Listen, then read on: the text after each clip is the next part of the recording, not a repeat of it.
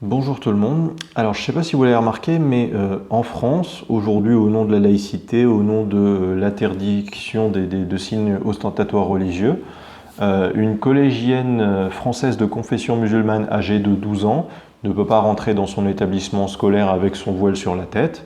De même qu'une lycéenne musulmane de 17 ans, voilà, ne peut pas rentrer dans son établissement scolaire avec un voile sur la tête.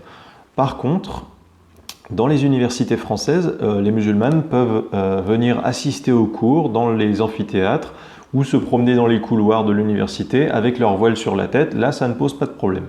Bizarrement, ce code social et juridique de la laïcité qui fonctionne très bien dans les collèges, les lycées, voilà, dans les universités françaises, c'est juste un mot ou un concept apparemment sans importance. Les musulmanes ont bien évidemment déjà tout leur arsenal argumentatif avec elles, si jamais elles devaient s'en justifier d'un point de vue purement dialectique et pas du point de vue du droit. Elles vont dire c'est ma liberté de porter le voile si j'ai envie de le porter dans un univers d'adultes, moi qui suis moi-même une adulte à l'université. Elle va dire en quoi ça t'empêche d'écouter le cours du prof si moi je suis une élève musulmane dans l'amphithéâtre. Soit, ok. Du coup, moi, je lance pas un appel ni une proposition, mais en tout cas, voilà, je soumets une petite idée. Ça vaut ce que ça vaut. J'aimerais que deux Français qui m'écoutent, qui peut-être ont l'habitude de me lire ou de suivre mes vidéos, réalisent une petite expérience dans une université française et puis qu'ils la filment, voire même qu'ils enregistrent le son. En fait, je voudrais que deux Français opposés à l'islamisation de la France, comme moi, aillent dans leur université et se rendent à un de leurs cours. Un cours, si possible, pas très important. Le but, c'est pas qu'ils se mettent à dos un prof qui pourrait avoir qui pourrait leur mettre des notes assez importantes pour leur avenir avec un gros coefficient, ou leur mettre une mauvaise note qui pourrait impacter des résultats importants pour eux. Voilà, qu'ils aillent à un cours peut-être pas très important, un petit TD avec un petit prof, ou alors disons qu'ils aillent à un cours, peu importe, une matière pas importante, où ils ont une 0 de moyenne générale. Là, à la limite, ils risquent pas grand-chose. En tout cas, il faudrait que ce soit un cours auquel assiste, en plus d'eux, au moins une étudiante voilée. Voilà. Ces deux élèves, je voudrais qu'ils attendent devant la classe, ils attendent qu'il y ait au moins une étudiante voilée qui rentre dans la classe où le prof est déjà présent et s'apprête à donner son cours. Voilà. Et une fois que donc l'étudiante musulmane voilée, au moins une est installée, le premier des deux rentre en classe avec une casquette sur la tête, une casquette qu'il mettra à l'envers, comme ceci. Ouais. À l'envers et pas à l'endroit. Hein. Je vais vous expliquer pourquoi dans un instant. Et ce serait bien aussi, si possible, qu'il ait un micro sur lui pour enregistrer le son de ce qu'il va dire et entendre. Et le second qui le suit, il faudrait qu'il puisse filmer la scène éventuellement avec une mini caméra ou avec son smartphone par exemple, dont il pourrait laisser, vous savez, il y a des poches sur les chemises, souvent ici, on peut mettre le smartphone, la caméra peut filmer, enfin voilà, que ça fasse un peu anodin, ça fasse pas genre je filme l'entrée de mon pote avec sa casquette dans la salle, pour que le prof se doute de rien, quoi. Donc voilà, le second élève, il filme la scène, l'élève en train de rentrer avec sa casquette. Et normalement, le prof devrait avoir pour réflexe d'être interloqué, parce que c'est rare des élèves qui rentrent avec leur casquette et leur chapeau et qui gardent ce couvre-chef sur la tête une fois dans la classe. Et il va naturellement, a priori, inviter l'élève à retirer sa casquette au nom du respect, au nom de la politesse qui lui est due à l'UPROF ou due à, à ce rituel qui fait que quand plusieurs personnes assistent à une conférence, un office qu'on veut en France, en général, ils retirent leur couvre-chef, voilà. Et là, l'élève qui a la casquette à l'envers, il devrait dire à ce moment-là, si jamais le prof l'invite à retirer sa casquette, il devrait lui dire « Monsieur, je porte cette casquette par devoir religieux. Je suis un adulateur du tyrannosaure jaune fluo à 3 têtes. Celui-ci vient tout juste de décréter à notre prophète que les hommes et les femmes de confession tyrannosaurienne devaient mettre une casquette à l'envers sur leur tête par pudeur, car le sommet de leur crâne ainsi que le haut de leur nuque sont considérés comme impudiques. » Que pourra alors rétorquer le prof qui tolère qu'une ou des élèves voilés aient l'habitude d'assister à son cours? il va pouvoir lui dire par exemple, je te crois pas, je connais pas ton histoire de religion de tyrannosaure machin chose, tu l'as inventé, cesse de faire ton petit malin devant tout le monde et retire ta casquette. Là, il suffit de répondre à ce prof que c'est normal qu'il ne connaisse pas sa religion tyrannosaurienne, puisqu'il est un adulateur de la religion du tyrannosaure jaune fluo à 3 têtes, et que c'est une religion discrète contrairement à d'autres, je ne vise personne, hein, même pas les musulmans. Voilà, c'est une religion discrète qui se transmet en catimini par le bouche à oreille entre ses adeptes. Voilà, c'est pourquoi les membres de cette religion n'ont pas de livre officiel, n'ont pas de site internet qui consigne les récits sacrés qu'ils se contentent de se passer entre eux, uniquement à l'oral, et voilà, qui sont très secrets. Ils n'ont pas non plus d'ailleurs d'équivalent de mosquée, d'église.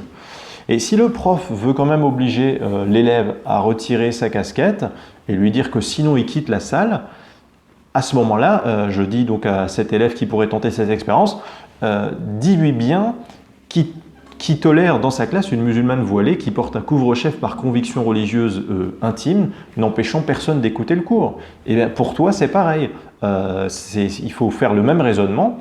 Même si personne ne comprend ta religion un peu étrange avec ton tyrannosaure jaune fluo à 3 têtes, on s'en fiche. Tu as pour Dieu le tyrannosaure jaune fluo à 3 têtes et le port de ta casquette à l'envers n'empêche pas les autres élèves d'entendre le cours. Le prof doit donc être cohérent. Qu'il te vire, toi, avec ta casquette à l'envers et la musulmane voilée dans la même salle, ou qu'il n'en vire aucun des deux. Si le prof cherche, ma casquette, si le prof cherche à démontrer que tu veux juste provoquer et que ta religion n'existe pas, ça ne sert à rien de rentrer dans ce jeu-là. L'identité du prophète des tyrannosauriens est un secret que seuls les adulateurs du tyrannosaure jaune fluo à 3 têtes connaissent. Ce Dieu a parlé dans la tête du prophète secret par connexion Wi-Fi cérébrale. Mohammed, le prophète des musulmans, il a bien entendu des voix dans une caverne formulées par l'ange Gabriel. Alors pourquoi ta religion tyrannosaurienne, elle serait plus difficile à concevoir ou à crédibiliser que voilà, celle des musulmans? Et ce Dieu tyrannosaure jaune fluo à 3 têtes, il exige dorénavant de ses adulateurs, ça vient tout juste de sortir, voilà, qu'ils portent sur leur tête une casquette à l'envers. Voilà, ce sont vos convictions religieuses à vous les tyrannosauriens. Et il ne faut pas mettre la casquette à l'endroit, la visière au-dessus du regard, sinon le directeur de l'université il va vous dire qu'il faut la retirer par sécurité, car les caméras ne pourraient pas bien identifier votre regard et qui vous êtes. Donc il faut bien faire comme les musulmanes voilées de votre fac, qui ont un visage bien découvert, on voit bien les yeux, le nez, la bouche, mais après, effectivement, elles ont chevelure, nuque et souvent cou cachés par un voile. Et bien vous, il faut faire exactement la même chose, avec une casquette à l'envers, et ne prenez pas de chapeau ou de trucs de ce genre ou de perruque, voilà, genre bouclé, style comme ça, là, parce que ça prend trop d'espace vers le haut et le prof pourrait s'engouffrer dans la brèche et vous dire que les gens derrière vous ont besoin de regarder le cours. Du coup, voilà, une casquette, si vous voulez, ça accompagne et ça moule bien la continuité de la forme de la tête, tel un voile. Donc c'est vraiment, voilà, c'est vraiment l'argument idéal. Et la casquette, ça a aussi le symbole un peu de vêtements détendus, un peu irrévérencieux. Du coup, ça passera très mal dans un cours de sciences ou dans un cours de droit, par exemple, auquel assiste aussi une étudiante musulmane, et ça devrait d'autant plus provoquer la réaction du prof qui va vous dire « mais retire ta casquette ». Et si finalement votre prof vous vire de cours au prétexte d'un couvre-chef irrespectueux, en l'occurrence la casquette à l'envers, et puis qui vous envoie chez le directeur, l'expérience aura été concluante parce que là, on aura une preuve, une illustration du fait que l'université française a une laïcité qui ne tolère pas votre religion, tandis qu'elle accepte pourtant voilà, totalement la religion islamique, et aussi le fait que le voile serait apparemment un vêtement respectable dans une enceinte publique acceptant une foule sociale face à un maître, face à voilà, une autorité, tandis que la casquette à l'envers, vêtement religieux des adulateurs du tyrannosaure jaune fluo, eh ben, elle n'est pas tolérée. Voilà. Il y a deux autres possibilités qui existent. Hein. Votre prof pourrait être suffisamment cohérent pour vous tolérer, car dans le même temps, il tolère le voile de la musulmane, dans le même cours que vous. Et dans ce cas-là, la vidéo que vous aurez éventuellement filmée ou l'entretien que vous aurez enregistré n'aurait pas servi à rien, puisque dans l'absolu, s'il commence à tolérer ça, au nom d'un principe où il va jusqu'au bout bien évidemment, c'est la porte ouverte à toutes les dérives. Demain, 100% des élèves d'une classe, ils pourront dorénavant venir en classe avec des déguisements d'animaux, des costumes de style cosplay, des perruques avec des couleurs fluo, au nom de leurs convictions religieuses. Voilà. Et enfin, il y a une dernière possibilité. Le prof va te virer, toi ainsi que la musulmane du cours, qui s'obstine à garder son voile, et pourtant qu'il avait toléré jusque-là, mais disons qu'il a été subjugué par tes arguments justes et il préfère la dégager aussi. Mais là, franchement, il y a très peu de chances que ça arrive, parce que là, il risque d'avoir beaucoup d'ennuis. Sa tête au prof, elle va passer le lendemain dans tous les JT nationaux. La presse française, elle adore ce genre d'affaires de voile islamique à l'école ou dans les universités. Et là, le prof, son nom va bien évidemment être jeté en pâture sur la place publique, et il va être estampillé islamophobe, donc raciste, donc nazi. Et si en plus Jean-Marie Le Pen fait une vidéo pour le défendre, là, il est mort. Donc voilà, je pense qu'on peut oublier cette dernière possibilité a priori. Je pense qu'en tout cas, deux de mes compatriotes français devraient, qui comme moi bien évidemment ont marre de la place croissante que la religion islamique prend de plus en plus dans la société française et dans son espace public, je pense qu'ils devraient tenter cette expérience. Voilà, d'où moi j'ai hâte, j'ai la curiosité de voir à quel résultat ça peut aboutir. En tout cas, si vous êtes sur le point de la réaliser, il ne faut pas mettre la responsabilité sur le dos, c'est de votre propre chef. Moi, je pense qu'il y a des expériences, type expériences sociales, comme on les appelle souvent sur YouTube, qui sont beaucoup plus graves, beaucoup plus dangereuses, qui mettent beaucoup plus d'enjeux. Dans l'absolu, si je devais inviter quelqu'un à tenter une expérience en rentrant dans une classe,